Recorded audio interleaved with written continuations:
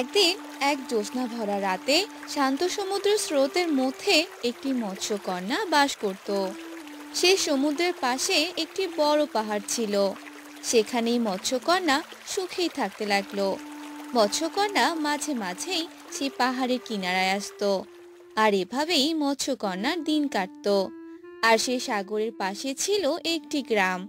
সে গ্রামে থাকতো অনেক মানুষ। গিন্নি, ও গিন্নি, আমি সাগরে মাছ মারতে গেলাম। সে কি গো, তুমি কালই তো অনেকগুলো মাছ মেরে নিয়ে এলে, আজ আবার মাছ মারতে যাচ্ছ যে? আরে আর বলো না, সেই সাগরে তো অনেকগুলো মাছ আছে। যখনই জাল ফেলি তখনই অনেকগুলো মাছ উঠে আসে। আর মাছ দেখলে তো আমার মাথা একদম ঠিক থাকে না। তাই তো আজকেও মাছ মারতে যাচ্ছি। হ্যাঁ, ঠিক আছে, যাও, তবে তাড়াতাড়ি চলে আসবে, বুঝলে? আচ্ছা ঠিক আছে, আমি এবার যাচ্ছি তাহলে। এই বলে রমেশ জাল নিয়ে সেখান থেকে চলে গেল। আর সে সাগরে গিয়ে অনেক মাছ মারতে লাগলো। রমেশ যখনই জাল ফেলতো তখনই তার জালে অনেকগুলো করে মাছ উঠতো। বাহ বাহ, কত মাছ! এভাবে প্রতিদিন মাছ মেরে বাজারে বিক্রি করলে তো আমি আস্তে আস্তে বড়লোক হয়ে যাব। হা হা হা হা হা হা হা। যাই, আজ বরং বাড়িতে চলে যাই।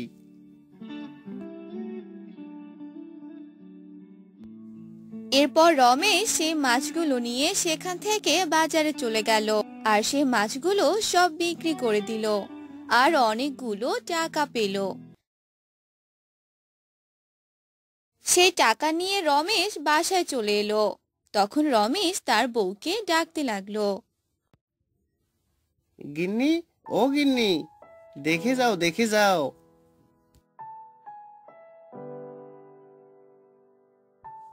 আরে কি হলো গো, এভাবে ডাকছো কেন? তোমাকে আজ এত খুশি খুশি লাগছে মনে হয়, কি হয়েছে বলো তো?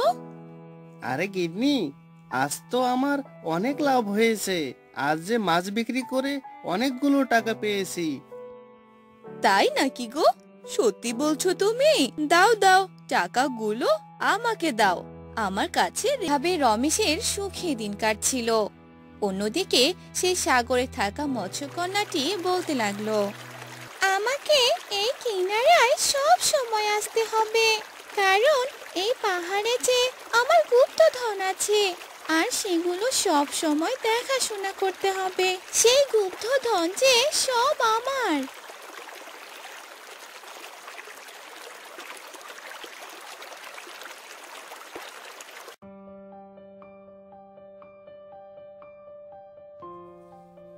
আমি আজকেও সাগরে গিয়ে মাছ মারবো।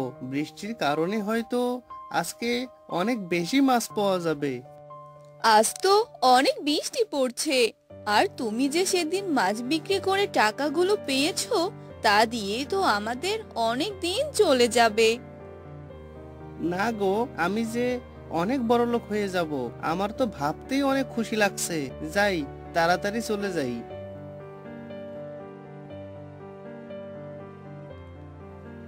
এই বলে রমেশ সেই সাগরের তীরে যেতে লাগলো।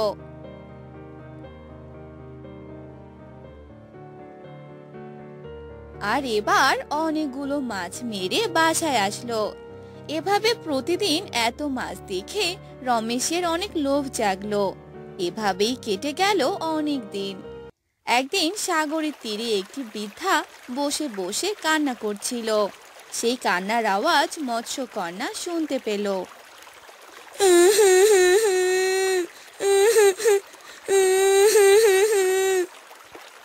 আরে, কে এভাবে কান্না করছে? মনে হচ্ছে কান্নার আওয়াজটা সাগরের তীর থেকেই আসছে। যাই, গিয়ে দেখি তো। আরে, ওই তো, ওখানে তো একটি বৃদ্ধাকে দেখতে পাচ্ছি। উনি হয়তো এভাবেই কান্না করছে। যাই, গিয়ে দেখে আসি ওনার কি হয়েছে, এভাবে কান্না করছে কেন। এরপর মৎস্যকন্যা সে বৃদ্ধাটার কাছে এসে বৃদ্ধাকে বলতে লাগলো, এই যে বুড়িমা, কি হয়েছে আপনার? আপনি এভাবে কান্না করছেন কেন? আমাকে বলুন, কি হয়েছে? আমি যে অনেক অভাবে আছি।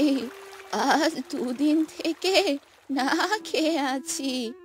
আমার সন্তান যে আমাকে বাড়ি থেকে বের করে দিয়েছে। কোথাও যাওয়ার মতো কোনো জায়গা নেই। আসলেই তো আপনার সন্তান এই কাজটি একদম ঠিক করেনি। অনেক বড় একটি অন্যায় করেছে আপনার সাথে। এভাবে মৎস্যকন্যা আর সে বৃদ্ধা কথা বলতে লাগলো। আর সেই সময় রমেশ সেই তীরের দিকেই আসছিল। তাদের দুজনকে এভাবে কথা বলতে দেখে রমেশ বলতে লাগলো, আরে, ওখানে তো একটি মৎস্যকন্যা আর একটি বৃদ্ধাকে কথা বলতে দেখছি, কিন্তু তারা দুজন কি নিয়ে এত কথা বলছে? শুনি তো, একটু এগিয়ে শুনি তো, তারা কি বিষয় নিয়ে এত আলোচনা করছে। এরপর সে রমেশ সবগুলো ঘটনা দেখতে লাগলো। আপনি কোনো চিন্তা করবেন না বুড়িমা, আমি আপনাকে সাহায্য করব। এই বলে মৎস্যকন্যা সে পাহাড়ের দিকে গেল আর সেখান থেকে এক কলসি মোহর এনে বৃদ্ধাকে দিয়ে দিল। বৃদ্ধা সেই মোহরগুলো পেয়ে অনেক খুশি হয়ে গেল। আর এ সকল ঘটনা দুষ্ট রমেশ দেখে ফেলল। ও, তাহলে এই ব্যাপার। এই পাহাড়েই তাহলে মৎস্যকন্যার গুপ্তধন আছে। তাহলে তো আমাকে এই গুপ্তধনগুলো চুরি করতেই হয়। মৎস্যকন্যা আর ওই বুড়ি চলে গেলে আমি সেই গুপ্তধনগুলো চুরি করে নিয়ে আসবো। কিছুক্ষণ পরেই মৎস্যকন্যা পানিতে চলে গেল আর বুড়িমা সেই এক কলসি মোহর পেয়ে খুশি হয়ে বাড়িতে গেল। আর সেই সময় রমেশ একটি নৌকা করে সে পাহাড়ের কাছে এলো আর সে গুপ্তধনটি চুরি করলো। আমি এবার অনেক বড় লোক হয়ে যাব। আমার কাছে অনেক টাকা পয়সা থাকবে। যাই যাই, এবার তাড়াতাড়ি পালিয়ে যাই। এরপর রমেশ নৌকা নিয়ে বাড়ির দিকেই যেতে লাগলো। আর কিছুক্ষণ পরে মৎস্যকন্যা আবার পাহাড়ে তার গুপ্তধন দেখার জন্য এলো, কিন্তু সেখানে মৎস্যকন্যা কোনো গুপ্তধন দেখতে পেল না। আরে, কি হলো? আমার গুপ্তধন কোথায় গেল? কে চুরি করলো আমার এই গুপ্তধন? যেই আমার গুপ্তধন চুরি করুক না কেন, সে কখনোই আমার গুপ্তধন নিয়ে যেতে পারবে না। আমি তাকে অভিশাপ দিলাম। মৎস্যকন্যার অভিশাপ গিয়ে রমেশের উপর পড়লো। রমেশ তখন সাগরের মাঝামাঝি পথে। তখনই সেই নৌকাটি অনেক নড়াচড়া করতে লাগলো। আরে আরে আরে আরে, এ কি হচ্ছে? নৌকাটি এত, আহ আহ আহ আমি তো পড়ে যাব। আহ রমেশ নৌকা সহ পানিতে ডুবে গেল। আর অনেক গভীর পানি ও স্রোত থাকার কারণে রমেশ ভালোভাবে সাঁতার কাটতে পেল না, যার কারণে সে পানির নিচে ডুবে মারা গেল। এতে করে রমেশ সে গুপ্তধন পেল না, আর সাথে করে নিজের জীবনও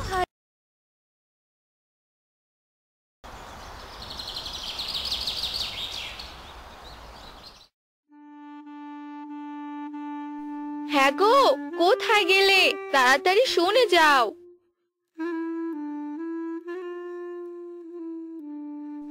আরে কি হলো, চেঁচাচ্ছ কেন? প্রতিদিন তোমারই ঘ্যান ঘ্যান আর ভালো লাগে না। কি বললে তুমি? আমি ঘ্যান ঘ্যান করি? থাকবো না আর এই বাড়িতে। আমি আজই বাবার বাড়িতে চলে যাব। কোনো লাভ নেই, আবার ফিরে আসতে হবে। তাই এ কথা আর বলো না। কেন ডাকছিলে তাই বলো। প্রতিদিন এত এত খাবার খেয়ে তো মোটা হয়ে যাচ্ছ। যাও, বাহিরে গিয়ে একটা কাজের ব্যবস্থা করে আসো, না হলে এত বেশি মোটা হয়ে যাবে যে পরে আর হাঁটতেই পারবে না। ও, আমি সুখে থাকি এটা তোমার ভালো লাগে না তাই না? তাই আমাকে দিয়ে কাজ করাতে চাও? আমি এত কথা শুনতে চাই না বাপু, এখন তাড়াতাড়ি কাজে যাও। দেখো কোনো কাজের ব্যবস্থা করতে পারো কিনা, এত অলস মানুষ কোথাও দেখিনি। হ্যাঁ, হয়েছে হয়েছে, আর বকবক করতে হবে না, আমি যাচ্ছি। সারাটা দিন কথা বলতেই থাকে, আর একটু হলেই তো মুখ দিয়ে খই ফুটতো।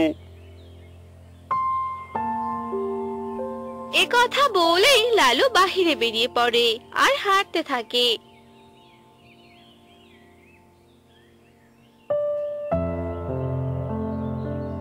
আরে, আমার তো কোনো কাজ করতে ভালোই লাগে না, আর গিন্নি সারাদিন শুধু চেঁচায়। ইস, কি যে করি। আরে, ওই তো, ওই গাছের নিচে একটা সাধু বাবাকে দেখতে পাচ্ছি। আমি বরং ওনার কাছে গিয়ে কিছু সাহায্য চাই।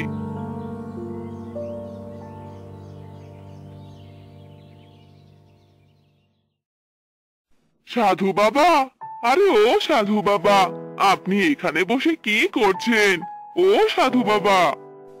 চুপ কর, তোর এত বড় সাহস, তুই আমার ধ্যান নষ্ট করলি? ও, আপনি ধ্যান করছিলেন, আর আমি তো ভাবছিলাম আপনি ঘুমোচ্ছিলেন। আমায় আপনি ক্ষমা করে দিন সাধু বাবা।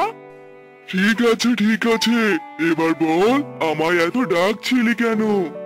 সাধু বাবা, আপনি আমায় একটু সাহায্য করুন, আমায় বাঁচান, আমার বউয়ের হাত থেকে বাঁচান সাধু বাবা।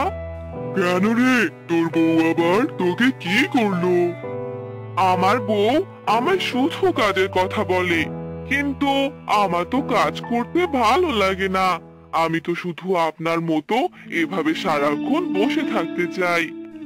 ও, তাহলে এই ব্যাপার, তুই তোর বউয়ের কাছ থেকে মুক্তি চাস, তাই তো? হ্যাঁ হ্যাঁ সাধু বাবা, একদম তাই। আচ্ছা ঠিক আছে, তুই এবার বাড়িতে চলে যা, গিয়ে দেখবি সবকিছু ঠিক হয়ে গেছে। সত্যি সাধু বাবা, আপনাকে অনেক ধন্যবাদ। বাবা, অনেক ভালো লাগছে।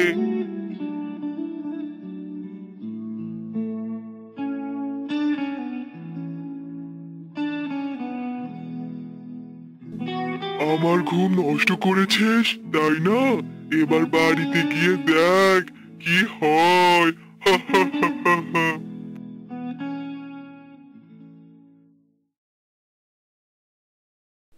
ও মা গো, ও বাবা গো, হে আমার কি হয়ে গেল? এক মাথা থেকে যে 7টি মাথা হয়ে গেল, এবার আমার কি হবে? হা হা হা। আরে, কি হলো? গিন্নি এভাবে কান্না করছে কেন? ও, মনে হয় সাধু বাবার জাদু কাজে লেগে পড়েছে। যাই, গিন্নিকে গিয়ে জিজ্ঞেস করি। গিন্নি, আরে ও গিন্নি, আরে কি হয়েছে তোমার? বেরিয়ে এসো।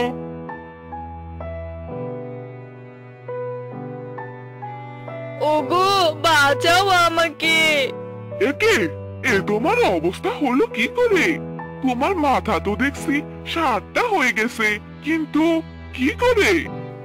সেটা তো আমিও বুঝতে পারছি না। এভাবে লালু ও তার বউ কথা বলতে থাকে। এভাবে কেটে যায় বেশ কয়েকদিন।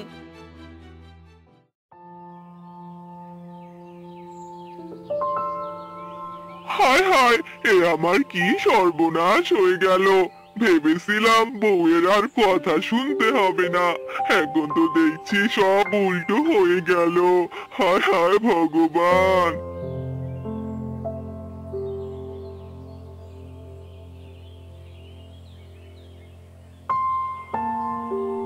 এখানে বসে বসে কি ভাবছো শুনি? তাড়াতাড়ি কাজ করতে চলে যাও, তারপর বাজার করে নিয়ে আসবে। এরপর মোড়লের বাড়িতে যাবে, কারণ মোড়ল মশাই তোমায় ডেকেছেন। হয়েছে হয়েছে, এবার চুপ করো। একবার নয় দুবার নয়, এ তো 7 মাথা থেকে 7 বার কথা বলো। আমি সব কিছু শুনেছি, এবার আসি আমি।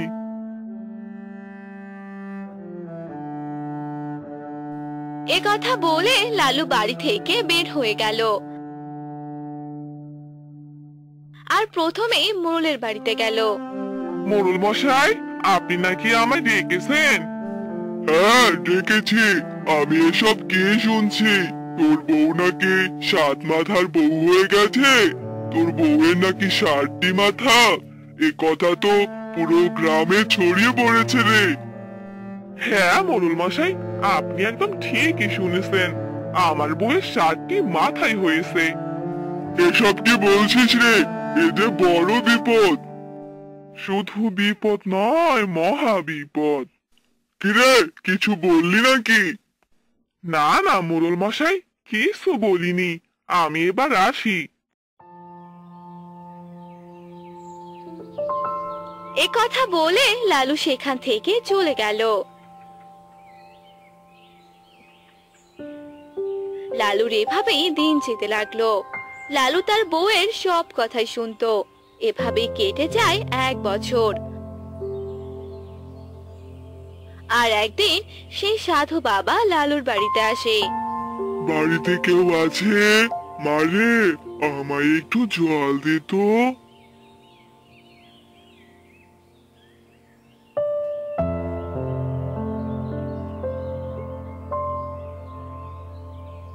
আরে সাধু বাবা, আপনি এখানে? আপনাকে আমি অনেক খুঁজেছি, কিন্তু কোথাও পাইনি। কেন রে, তুই আবার আমায় এত খুঁজিস কেন? তাহলে বলছি, গিন্নি, ও গিন্নি, এদিকে এসো তো।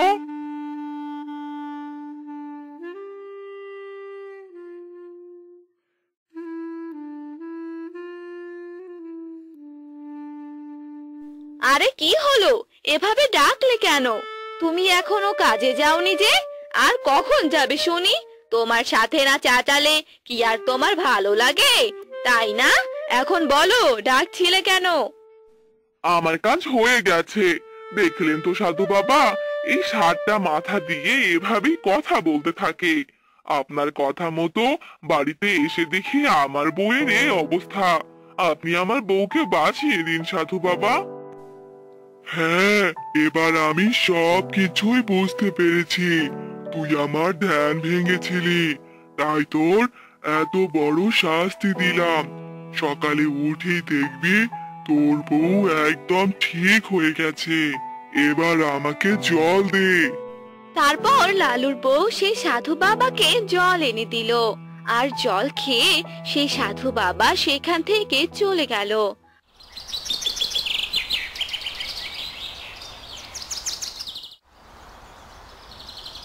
পরদিন সকালবেলা। হ্যাঁ গো, তুমি কোথায় গেলে? এই দেখে যাও, আমি একদম ঠিক হয়ে গেছি।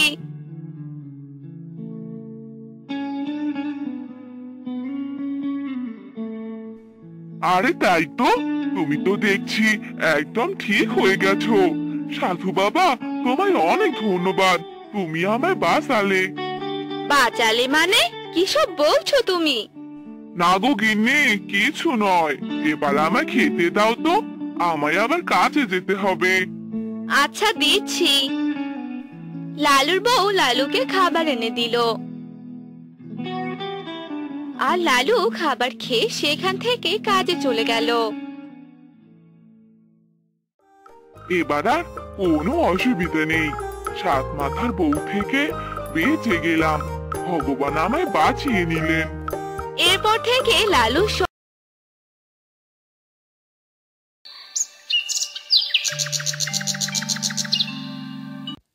একটি গ্রামে বাস করত এক গরিব চাষা। তার নাম ছিল শ্যামল। সে অনেক কষ্টে দিন কাটাতো। জমিতে চাষাবাদ করে যা রোজগার হতো তা দিয়ে তার সংসার চলতো। একদিন শ্যামলের বউ শ্যামলকে বলতে লাগলো, কি ব্যাপার, জমিতে যে নতুন কিছু চাষ করতে হবে, এ নিয়ে কিছু ভেবেছো কি? এ নিয়ে আর কি ভাববো বলো তো? আমার কাছে তো কোনো টাকা নেই। জমি চাষ করতে গেলে তো অনেক টাকার প্রয়োজন। এতগুলো টাকা আমি কোথায় পাবো? তুমি এক কাজ করো, মহাজনের কাছে গিয়ে কিছু টাকা ধার নিয়ে এসো। তারপর সে টাকা দিয়ে জমিটা চাষাবাদ করো। এটা না করলে যে আমাদের না খেয়ে মরতে হবে। আচ্ছা ঠিক আছে, আমি তাহলে মহাজনের বাড়িতে যাচ্ছি, দেখি কিছু টাকা পাই কিনা।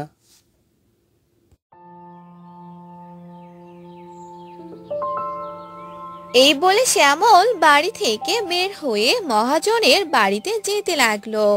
আর কিছুক্ষণ পর মহাজনের বাড়িতে পৌঁছে মহাজনকে ডাকতে লাগলো। মহাজন সাহেব, ও মহাজন সাহেব, বাড়িতে আছেন?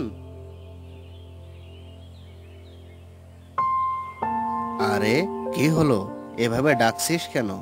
মহাজন সাহেব, আপনার সাথে আমার কিছু কথা ছিল। আরে বল, কি কথা বলবি? আমাকে যদি কিছু টাকা ধার দিতেন তাহলে অনেক উপকার হতো, পরে আপনার টাকা পরিশোধ করে দেব।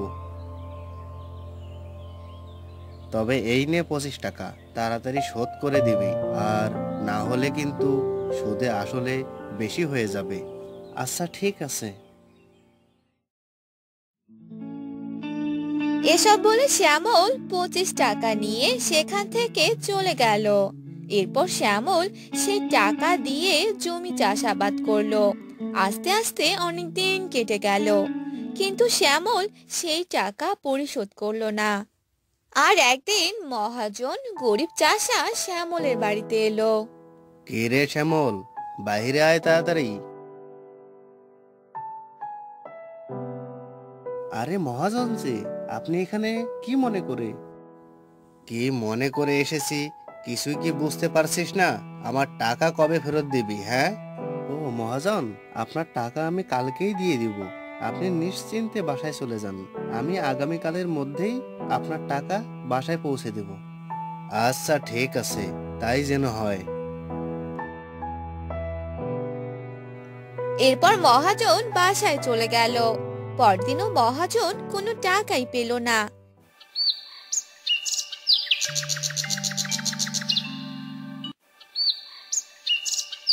এভাবে আরো কিছুদিন চলে গেল। টাকা না দেওয়ার কারণে 25 টাকা সুদে আসলে 500 টাকার মতো হয়েছে। মহাজন সে টাকা না পাওয়ার কারণে সে গরিব চাষা শ্যামলের নামে বিচার দেওয়ার কথা বলে। এসব কথা শুনে শ্যামল মহাজনকে বলে, মহাজন সাহেব, আমি আপনাকে 100 টাকা দিচ্ছি, বাকি টাকা পরে দিয়ে দিব। তবু আপনি আমার নামে বিচার দিবেন না? না না, এই 100 টাকা দিয়ে কিছু হবে না। আমি সব টাকা একসাথেই চাই, কিন্তু এই 100 টাকা আমি অনেক কষ্টে জমিয়েছি, আর বাকি টাকা পরে দিয়ে দিব। কিন্তু সে মহাজন কিছুতেই রাজি হলো না, আর শ্যামলকে জেলে পাঠানোর কথা ভাবলো। আর এই চাষার নামে বিচার জানালো।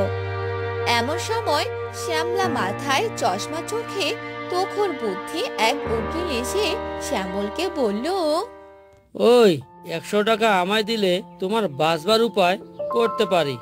আমি আপনার হাতে পায়ে পড়ি, আমাকে বাঁচিয়ে নিন। তবে শোনো, আমার ফোন দি বলি, যখন আদালতের কাঠগড়ায় গিয়ে দাঁড়াবে তখন বাপু হে কথা টো কথা বলো না। সে যা কিছু বলুক না, গাল দিক আর প্রশ্ন করুক, তুমি তার জবাবটি দেবে না, খালি পাঠার মতো ব্যা করবে। তা যদি করতে পারো তাহলে আমি তোমায় খালাস করব। কর্তা, আপনি যা বলবেন আমি তাতেই রাজি।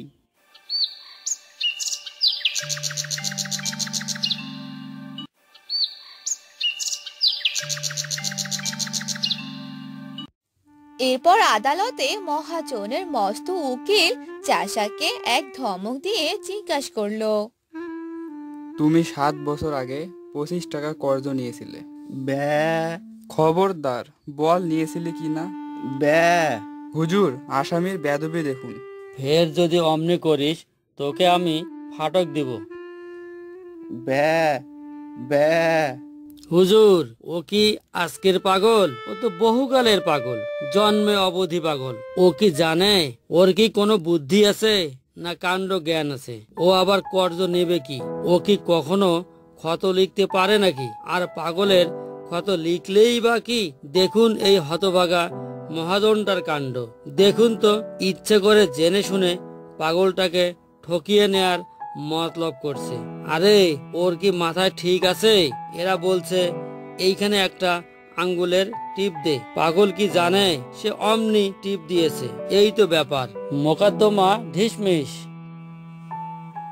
তোর 400 টাকাই ছেড়ে দিলাম, ওই 100 টাকাই দে।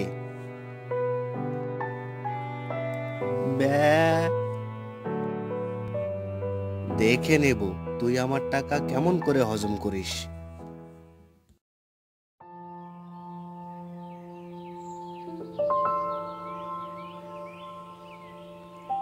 শ্যামল তার পোটলা নিয়ে গ্রামে ফিরতে লাগলো। এমন সময় তার উকিল এসে শ্যামলকে ধরলো। যাচ্ছ কোথায় বাপু? আমার পাওনাটা আগে চুকিয়ে যাও। 100 টাকার রফা হয়েছিল, 100 টাকার রফা হয়েছিল। এখন মোকদ্দমা তো জিতিয়ে দিলাম।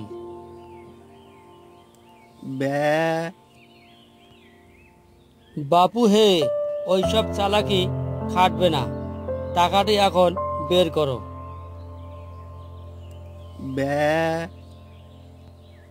উকিল তাকে নরম গরম অনেক কথাই শোনালো, কিন্তু শ্যামলের মুখে কেবলই ওই একই জবাব। তখন উকিল বলল, হতভাগা গোমুখ্য, পাড়া গিয়ে ভূত, তোর পেটে এত শয়তানি কে জানে। আগে যদি জানতাম তাহলে পোটলা শুদ্ধ টাকাগুলো আটকে রাখতাম। এই বলে উকিল সেখান থেকে চলে গেল।